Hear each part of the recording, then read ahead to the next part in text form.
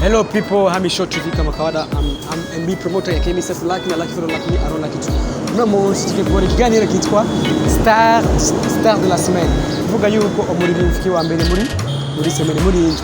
Uri kumwe na Hamisho TV na nakimwe kitunanira tuko turi update tuba ibintu bishushe cyane ibintu biri cool. So ubu ngiye manara ndaza gutembera mu makartier atandukanye Kinama, Kinindo, mu Bwiza, mu Kamenge hose twagiye.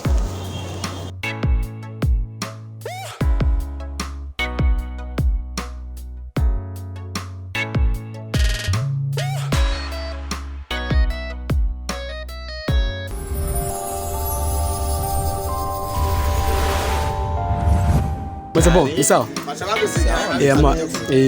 Ari kibazo ngoma kubaza gusa ni kimwe gusa. Aha mu Burundi tusabasani babiri biyemera Satibi na Fariyazi.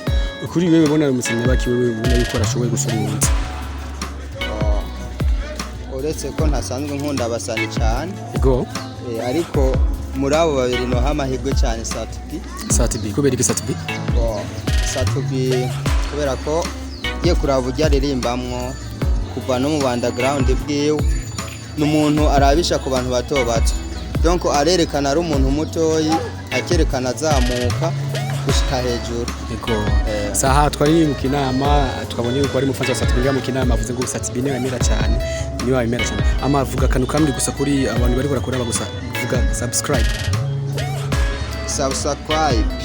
Hamisho TV subscribe Hamisho TV. Ego turabashimiye merci.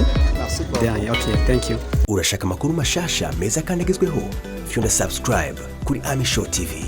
Amasanamu meza akoze kubinga budasanzwe. L trending iriho ku bwanyu.